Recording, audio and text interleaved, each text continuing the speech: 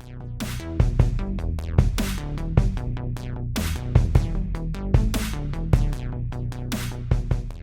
Matt and I are going to discuss the recent pay-per-view from AEW, Double or Nothing. We want to give our thoughts on it, but we're going to do a little bit of something kind of special with this one. We're going to ask each other a question. We each get 30 seconds on the clock to answer. We're going to run down some thoughts and, of course, the match card. Matt, you ready? Ready. All right, first question. How has the COVID-19 pandemic impacted your viewing of AEW, Double or Nothing? I honestly don't think it really impacted my viewing at all. I still watch every episode of Dynamite and still looking forward to pay-per-views that they have. So regardless, I was going to buy it and I was definitely going to watch it. So don't really think it impacted me personally.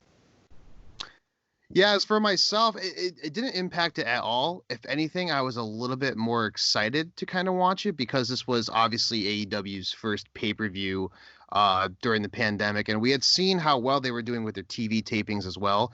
And you always know that with pay-per-views, AEW is going to do something special. So I was definitely excited for it, and I'll be honest with you, they delivered beyond my expectations. All right. So Alex, what do you think overall of Double or Nothing? I mean, I think the meme I posted kind of on our page kind of explains it. I loved it. I honestly, and I can't really explain how much fun I had watching that pay-per-view. And it's weird because I'm not saying WrestleMania was bad in anything, like that. But I think when I posted that, it was my general feelings of after watching it, I went, that was just so fun. And it wasn't just like, oh, what they worked with, it was so fun. It's like, no, dude, even overall, like, if even a crowd was there, it would have been beyond better. So overall, I'm 10 out of 10. Very happy. Matt, how about yourself? Yeah, I agree. I definitely thought, from the first match, even like the buy-in match, I thought was, eye grasping to me. It definitely caught my attention. They're both really good. Look forward to seeing more matches with Private Party and obviously Best Friends. But pretty much every single match delivered, and I would give an A rating to almost every single one of them, with the exception of 2 or so. Yeah, most definitely. So I think the next question we got to ask here, Matt, 30 seconds on the clock for you, is what did you like the most about AEW's Double or Nothing? I got to say is no doubt the Stadium Stampede match, 100%. Like, in terms of cinematic matches and how they're going to do some of these matches with the COVID-19 pandemic going on, this match 100% delivered, in my opinion. It was funny. It was extreme. It was hardcore. It had everything I want in wrestling, all wrapped in one package. And Jericho was an absolute god in that match too. I can't agree more. Well, 30 seconds on the clock for me. The thing I like the most about this whole pay-per-view, overall, I loved it. And I loved the Stadium Stampede. I did love it, but I gotta say, that Cody Lance Archer match, like, dude, I was texting you during it saying, I can't believe how good of a heel they're booking him as. They're letting him do his kind of New Japan style on an American television set, regardless if it's pay-per-view and uncensored and everything. But that was my favorite match of the whole night, was just how well of a heel he was with that. And we all know that Cody brings in that emotions, and Cody always delivers on pay-per-views, whoever he's with, and they kind of hype up each other. So I gotta say, Lance Archer's heel persona during that whole pay-per-view match, it hooked me in right away for sure. Yeah, definitely a good match. So what, if anything, did you actually dislike about Double or Nothing?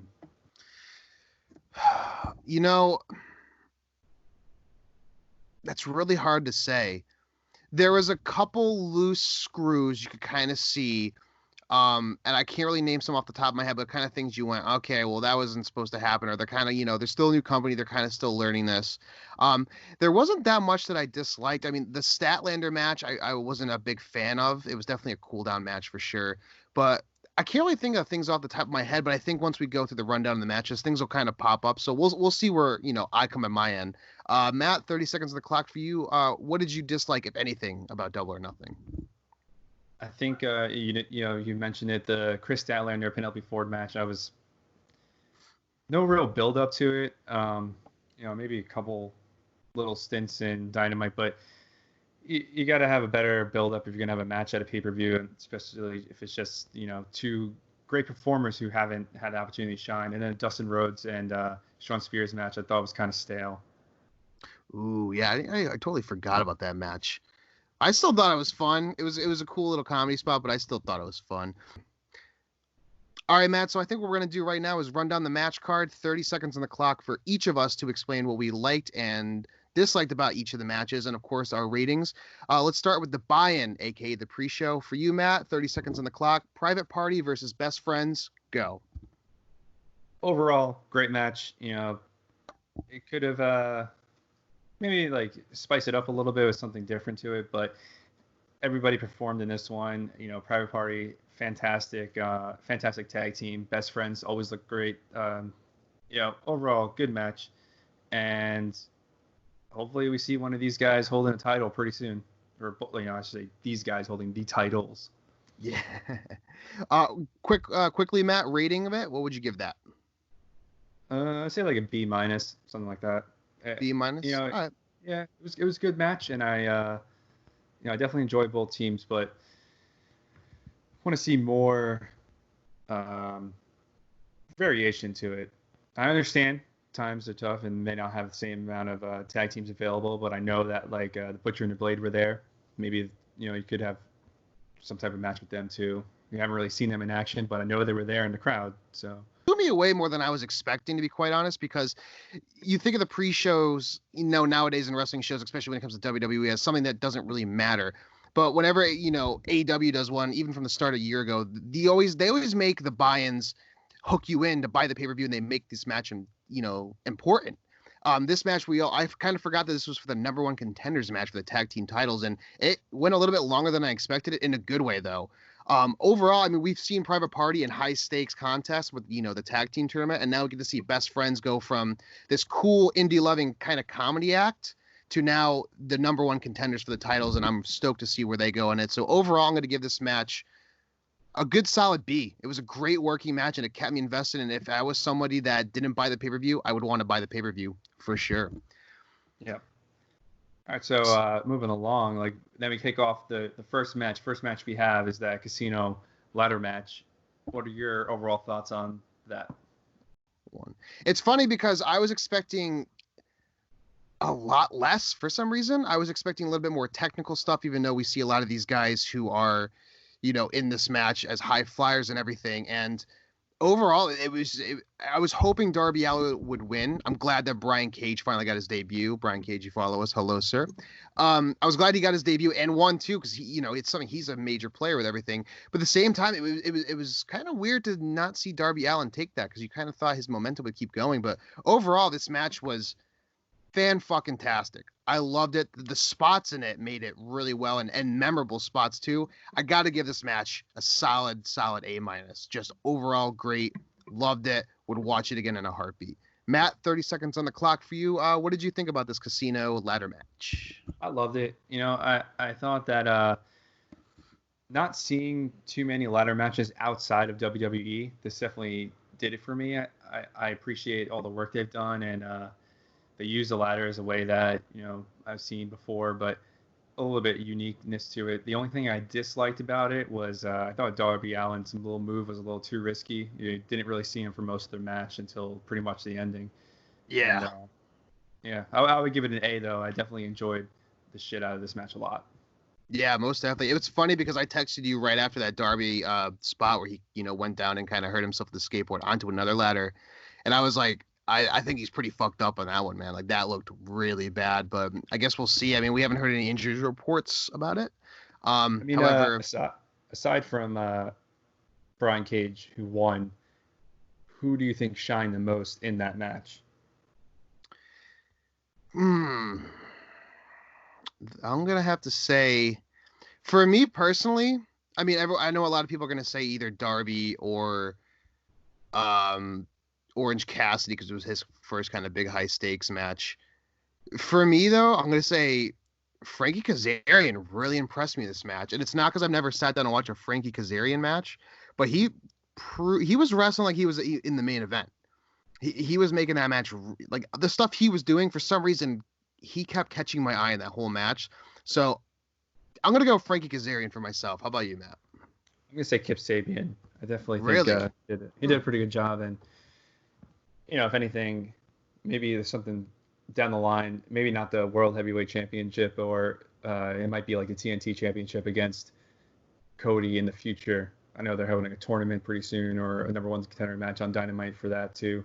Yeah. But with the people he has at ringside, Jimmy Havoc and Penelope Ford, Cody's got some people that can help him out too. It could be a good dynamic and a good, interesting,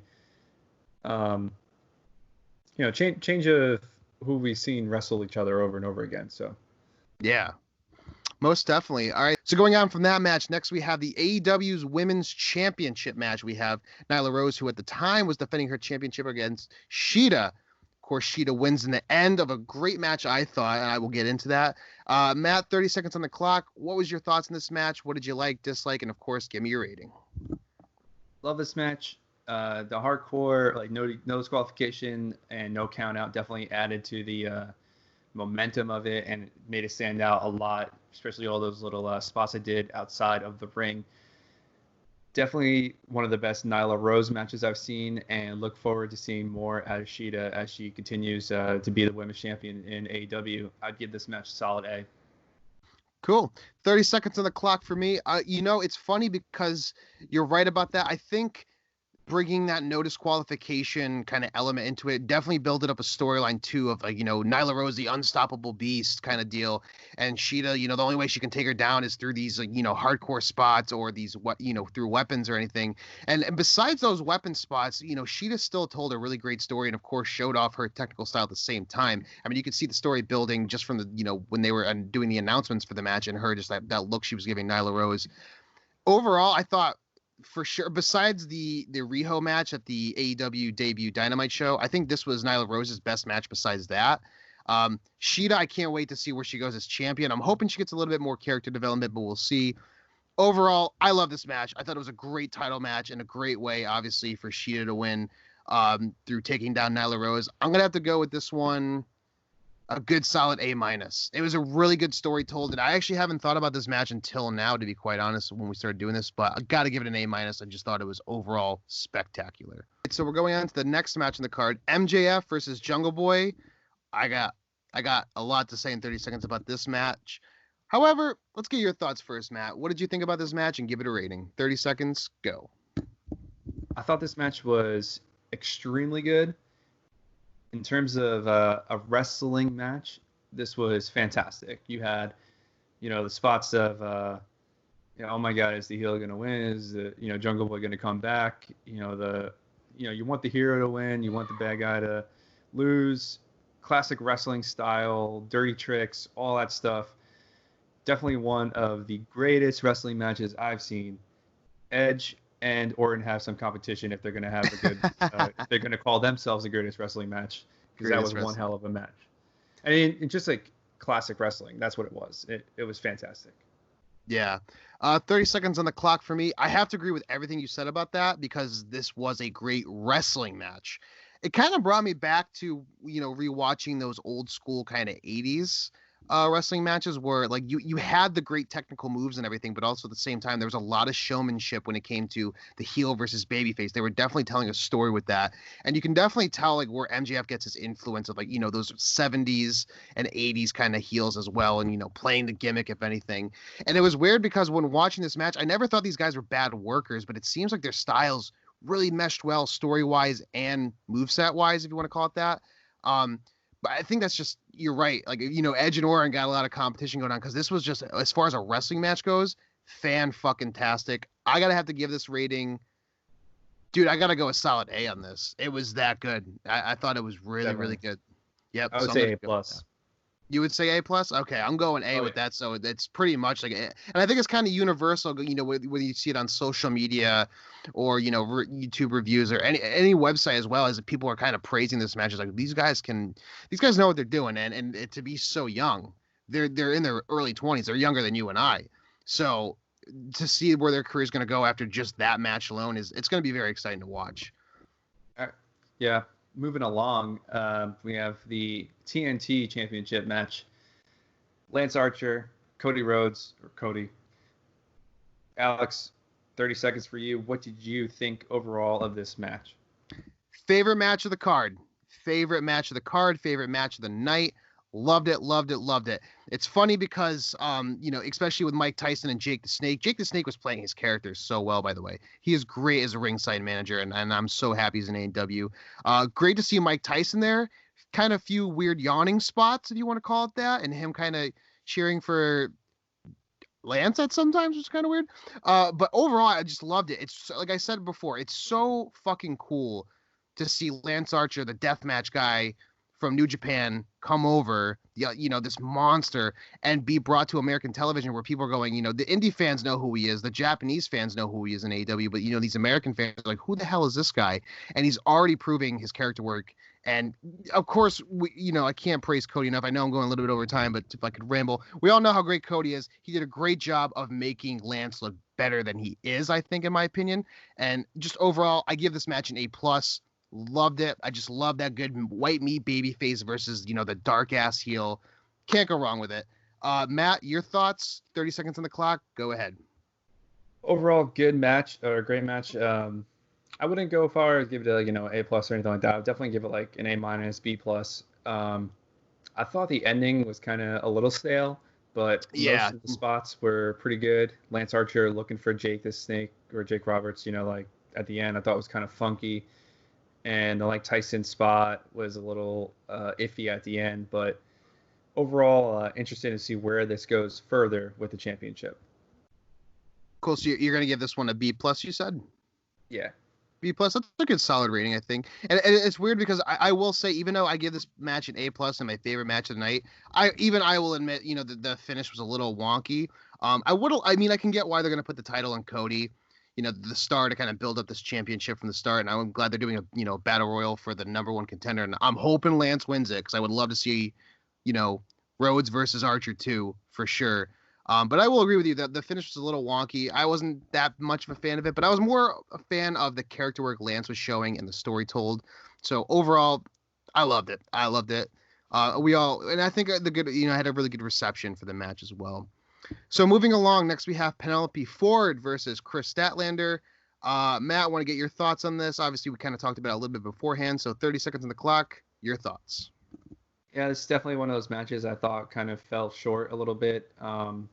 Not a huge build up to this at all, just kind of announced on the card. And, what was the purpose of it? Just another match for...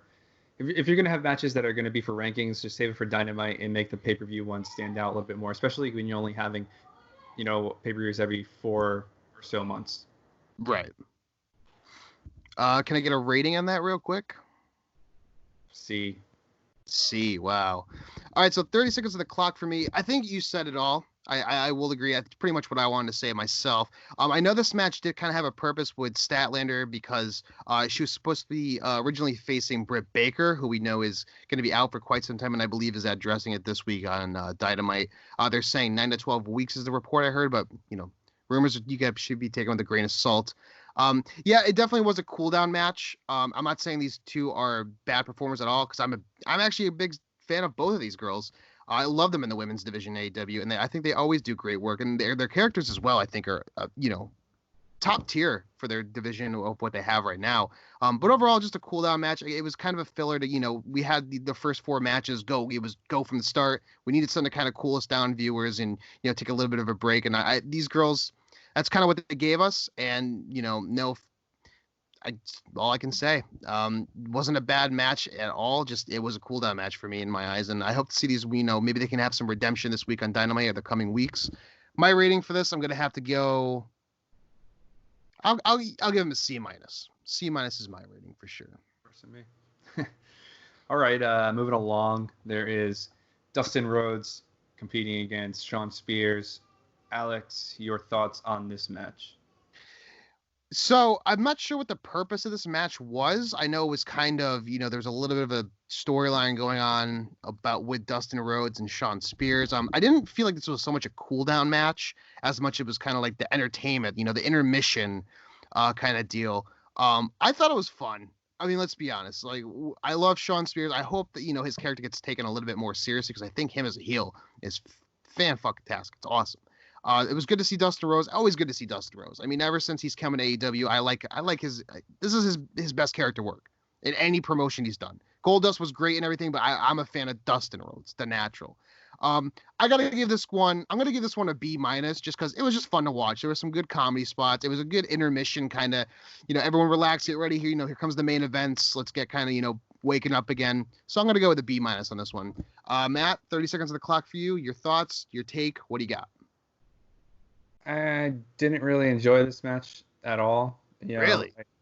With Shawn Spears, he came in with the chair shot, Heard Around Wrestling, or whatever they want to call it. It's the self-proclaimed chairman of wrestling, and we haven't really seen that badass guy that we saw, knock the fuck out of Cody Rhodes. So, yeah. And I thought, maybe he's only going against Dustin because of Cody, but I like to see him as a bigger heel, bigger threat to people. Yeah. Can I get a rating on that real quick? C. C. Wow. I think you're right though about this Shawn part Spears. of the card definitely. This part of the card definitely fell short for me, which whatever. Sometimes not everything can deliver the way you want it to, or the way you're expecting it to. But sorry, continue with your thought from before. No, I think you're right about that, man. And I think you're also right about saying how Shawn Spears came in AEW as, knocking the shit out of Cody Rhodes, the self-proclaimed chairman. And you saw that, like, when he hit Cody with that chair shot and he just stared there, everyone was like, yeah, this ain't fucking Ty Dillinger anymore. Like, this is something new. This is something we're going to love. This is Shawn Spears. And it seems like it's kind of tapered off since then. And I'm not sure if it's creative's, decision to do that, or booking's decision, or whomever. Maybe it's Shawn's. How the fuck would we know? But I'm really hoping we see Shawn come back with that strong heel character work. And I think the TNT championship is the perfect championship for him to go for, especially with Lance Archer as well, in my opinion. So I'm really hoping we see Shawn Spears get a good kind of kick in the ass as far as creative goes to give us back that heel character we came to love with that chair shot Heard Around the World. All right, Matt. So next on the card, we have the AEW World Heavyweight Championship. Of course, we have the champion, Jon Moxley. That's right there. You see that. And then, of course, we have the challenger, Brody Lee, or the self-proclaimed AEW champion, going against each other. Pretty much no kind of disqualification in this match, if we're being quite honest. You saw some hardcore spots in that. But, Matt, you got 30 seconds to tell us your thoughts, your likes, your dislikes, your rating. Go ahead, man. Take it away. Overall, fantastic match. Both guys delivered. Definitely see a different side of Brody Lee that you never saw in WWE before as Luke Harper. Still moves the same way, but his wrestling ability has definitely had an open move set, and Moxley obviously delivering on all levels like he always does. And the only thing I dislike about it is that you build up Brody Lee as this real threat coming to lose. Not sure if I agree with that, but it's hard to take the title away from Moxley. I give this match definitely an A, but story-wise, I'm curious where it's going to go. Yeah, most definitely. I think you said a lot of what I'm going to say. So 30 seconds on the clock for me. Here we go. So I pretty much have the same thoughts as you. I thought the match overall was great, but the story-wise, when it comes to Brody Lee, it's just kind of, it started off good, but now I'm kind of like, where the fuck is this going to go? Because I'm not really sure. But I'm hoping that there's, some character development. I'm hoping it comes fast. And of course, that's just my opinion. My opinion's like an asshole. Everyone's got one. But still, at the same time, I want to see more character development in him, because the story for this match was good. It wasn't bad at all. It was good. But the match, the moves, everything like that was awesome. And you could tell these guys have a lot of great chemistry in it.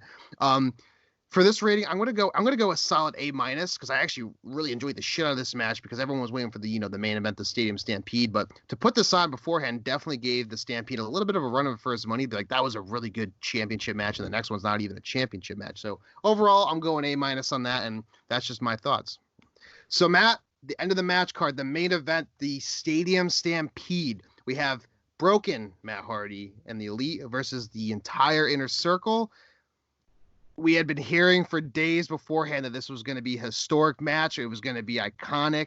It was going to be something that fans of both AEW and WWE, with all the cinematic matches going on right now, it's going to be something to remember.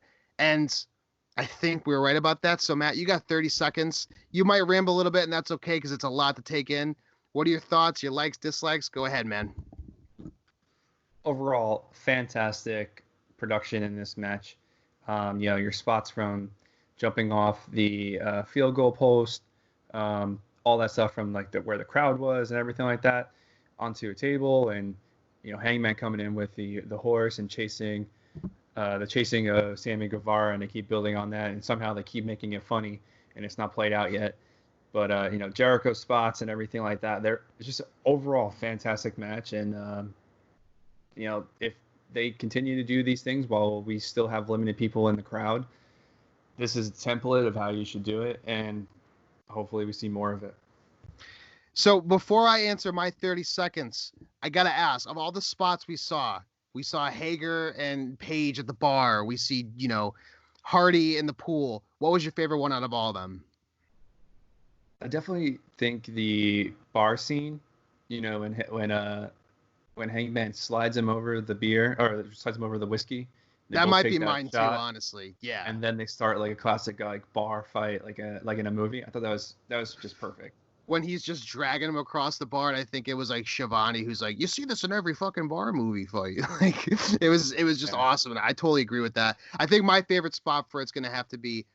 I gotta go. This is before my 30-second rant. I'm just gonna answer this real quick. Is the Matt Hardy one? Seeing the Matt Hardy facts and everything, bringing it back to the ruthless aggression, like Matt Hardy V1 kind of deal. I thought that's got to be my favorite, just because I actually was genuinely laughing out loud watching that because it was just a throwback. So 30 seconds. I think I texted you. I was dying. Yeah, it was so fucking good, especially when he's underwater, like smiling, doing that. I was like, that's just awesome. It's just so good. So 30 seconds on the clock for me. My thoughts on the Stadium Stampede. Go. Dude, they were right. They delivered on me. They hit on all cylinders. That's my catchphrase for this show. They did it. I think out of all the cinematic matches going around right now between both companies, this one knocked it out of the park. It was just so goddamn fun to watch. You got the good wrestling in there too at the same time, but they made sure that, there was different sections. They had a whole stadium to fill. And I think that's the good story they told. And I feel like Jericho would be behind that. Like, you got to have two guys here. You got to have two guys here. You got to have two guys at the bar here. Make sure these guys are on the field and tell a story going on from each and every vantage point. Of course, Kenny capping it off at the end with the one-winged angel.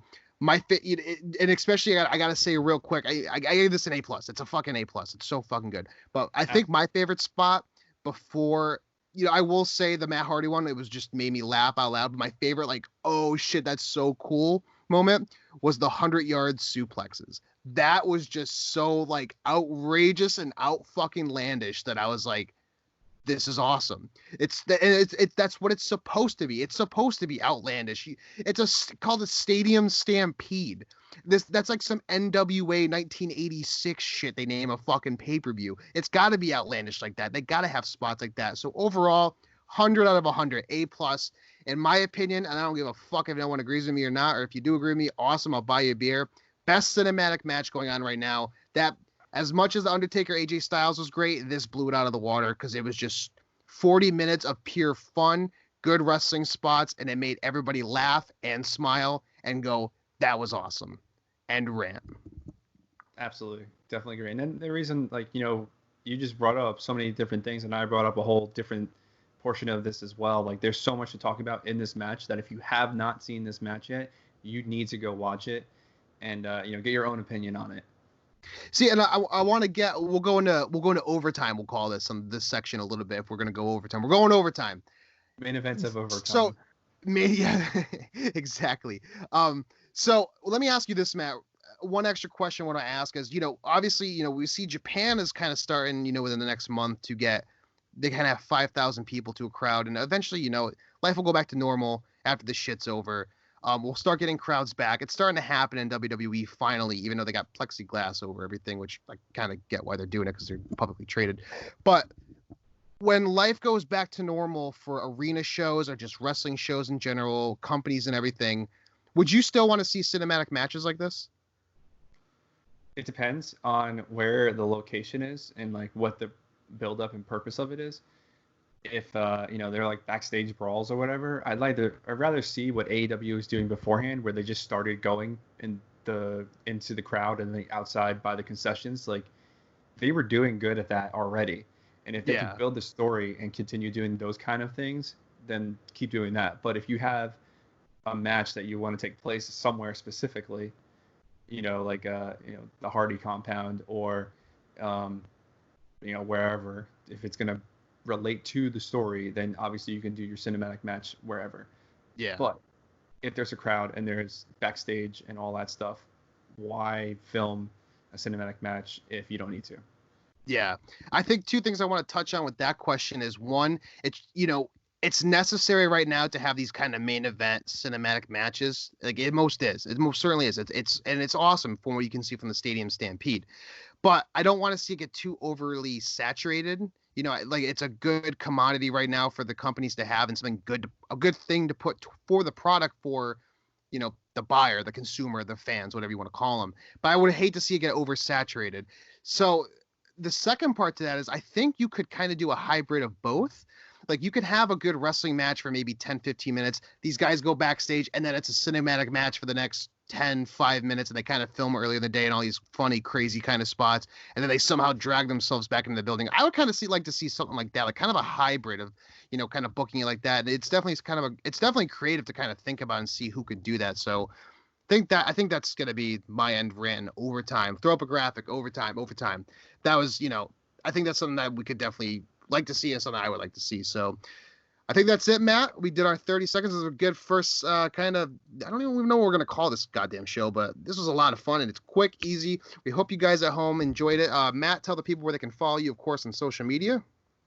Yep. So if I'm not on the Hitting the Ropes Instagram or Twitter, I'll be on my own personal one all the time, 24/7. Yo Cali. That's yo_Cali, CALI. Cool. Right on. And of course, you can find that's your PSN as well, right? Yep. Cool. So if you want to play me in some NHL or something. As for me, I still gotta download NHL because I bought it. I still gotta download it and play a game with it on that. As for me, ladies and gentlemen, of course, if I'm not on the Hitting the Ropes Instagram and Twitter, you can find me at Couple of Tatoes. That's TAYTOS. You can follow me on Instagram, Twitter, and of course, that's my PSN. Let's play some Call of Duty sometime. Search and Destroy. Warzone's fun, but Search and Destroy is the best one. So once again, we want to thank everyone out there on Instagram, YouTube, wherever you're watching this, listening to this. Just always thank you. We're getting a lot more followers now and a lot more people interacting. So we want to thank you to the people who are new to Hitting the Ropes, and we hope you enjoy the content. Make sure to always leave our feedback in the comments section. Send us a DM. They're open. Suggest something. We're always open to ideas. So once again, thank you, everybody. We are Hitting the Ropes, and we'll check you later.